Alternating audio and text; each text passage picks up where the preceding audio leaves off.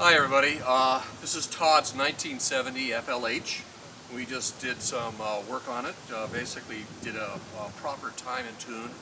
We went over some other things, changed fluids. It wasn't running very well. It's got the original Tilson carburetor, which was used for a few years by Harley Davidson, and they're sort of peculiar in that they don't have a float bowl. They have a diaphragm. And because of that, they're sort of peculiar starting. You have to always start these things when they're cold with a full choke. And then once they start to fire, the choke mechanism on this has got a hinged, like a door in it. It's like a two-piece choke, butterfly. So as it starts, this opens a little bit and allows the thing to still run while you reach down there and push your choke in. They're notoriously cold-blooded with the Tilson carburetors. So until the thing gets up to full operating temperature, they usually would sit there and spit a little bit, and then they would otherwise run pretty good. They used them for a couple of years because it was the only contract they had for carburetors, and they had to use what they could get. Not a bad carburetor, and this particular bike, it works really well with. And this is a really, really nice, original, low mileage 1970 FLH. Todd did good finding this bike. So I'm going to fire it up for you. If I can get my leg over this huge bag. Got longer legs than me. Oh, man, I'll tell you, I don't know how little people do it. Yeah, I got to hop on it like a monkey. So the choke is on.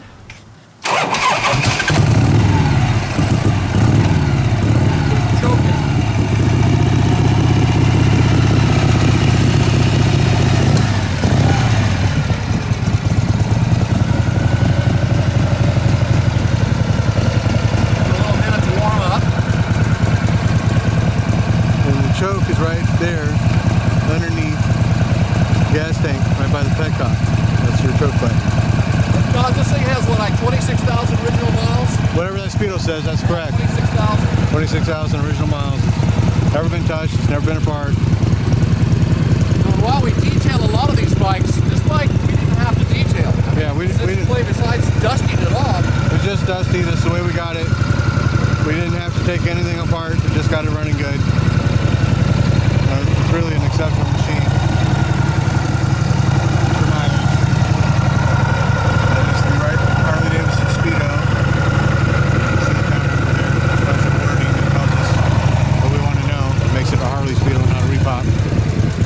Punch them in, there no screws in the face.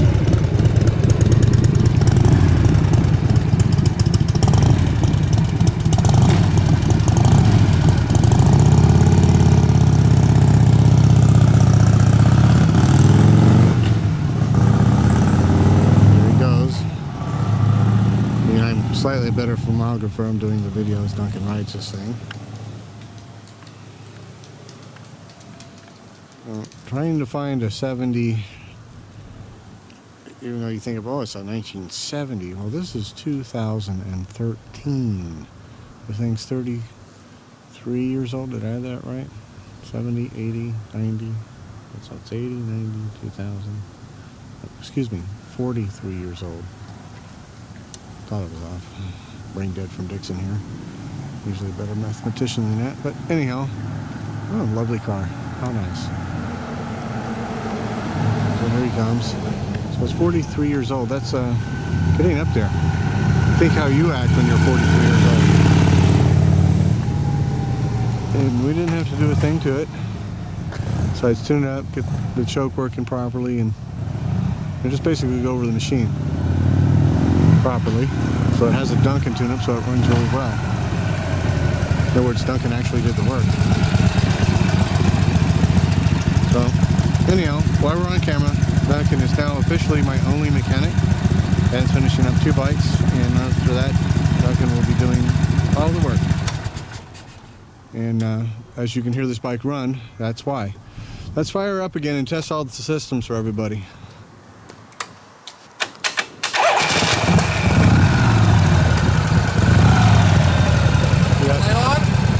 Lights on, we got high beam. High beam.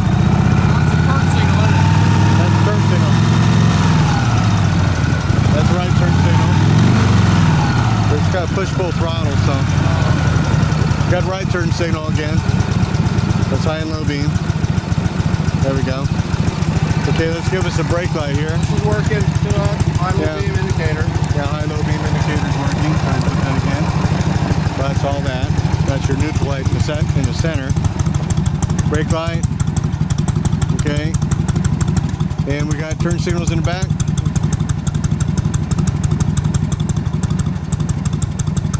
Okay, right turn signal or left turn signal going backwards. And were these big lights working in the back? Did we get those working? No, I don't think those were working. Unless those are. Yeah, those were. They were probably a running brake light. They got 2 wires, so they're not working. So we didn't get the rear lights working, but listen how that bike just purrs. Hard to get them like this, ladies and gentlemen. And now she's actually running right, thanks to the magic of Duncan, who actually worked on the motorcycle. Unfortunately, I didn't get his expression on camera, but See, he's got the nice original petcock on. Yeah. These are the greatest petcocks. I used to love these things. yeah, You know, they're basically one side's on, and the back side is your reserve. yeah, those are the best petcocks. And they never leak. They never leak. They work beautifully. They flow go forever. It's beautiful.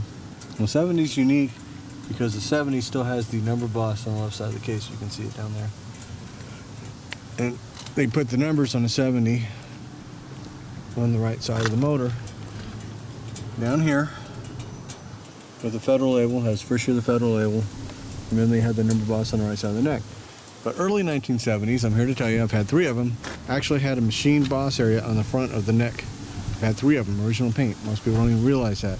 But Harley Davidson, whenever they changed frames or years or numbering systems, they played around, did all kinds of stupid stuff, and never wrote none of it down.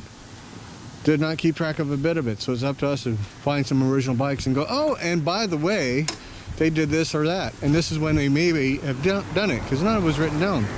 So there's a huge dispute of this or that or what have you among all the so-called experts, including myself. I'll include myself in that category because everybody who thinks they know is adamant that yes, indeed, I know. And we all disagree. There's always something else to learn. There's always something else to learn. So nobody knows it all. I don't care who you are. Especially on the first year. First year of anything, end year of anything.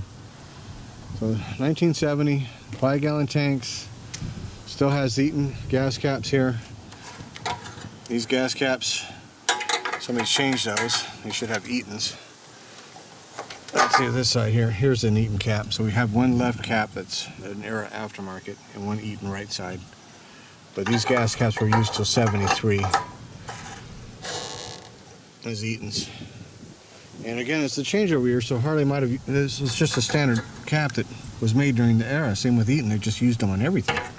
So Harley might have used this for a time, playing around because they went to these 5-gallon tanks on which is best. But I've seen factory 73s with the standard Eaton, which this here is actually a vented cap on both sides. See the vent right there? But when they came out with these later fat bobs that no longer had the petcock through the tank, first year being 66, and they vented them back here so they drain on both sides.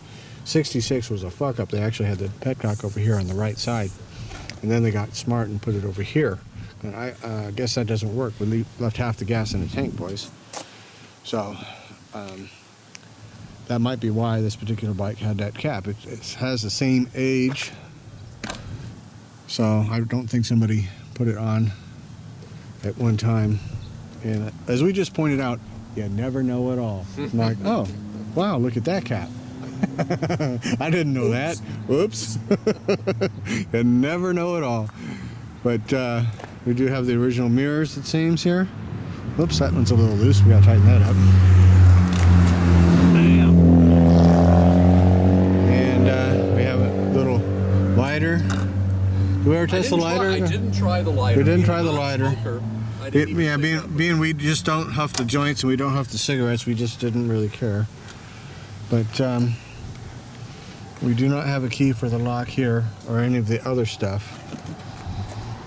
So, but it is what it is. These here actually work with a screwdriver anyhow, back here.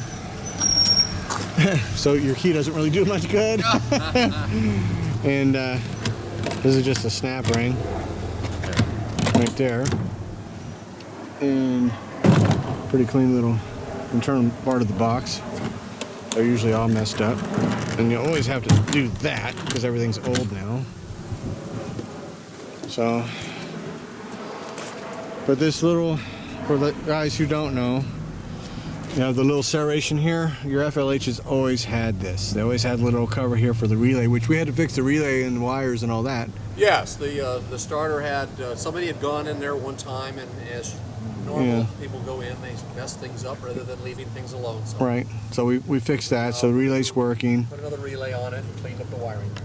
Has the correct FLH there, which as far as I'm aware, only a 70 had. I've had 71s and 72s, lots of them original paint, and I could be being brain dead. I've been known to do that and forget things, but I do not recall another 71 or 72 having the FLH, but your 70 always had that. And they always had this little reflector here, always, all the way to 72. And 70 and 71 still had your mechanical front brake with a hydraulic drum rear brake. The drum back there. Now 71 had a disc front brake with a special adapter for that late Star Hub style with a sealed bearing front wheel with a disc front brake with a hydraulic drum rear.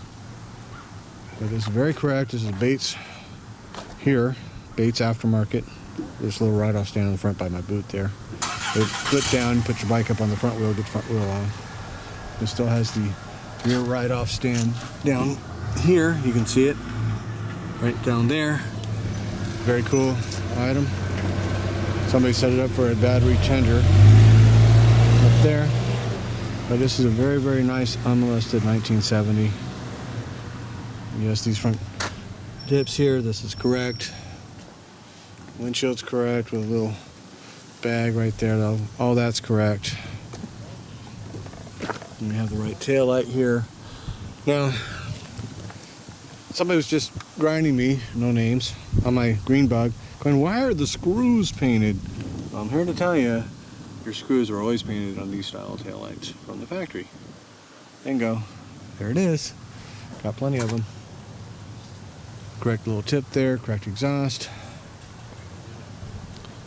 So very nice 1970 original paint. It is a candy blue and it is unmolested. So we'll see you guys on the next one. Bye bye.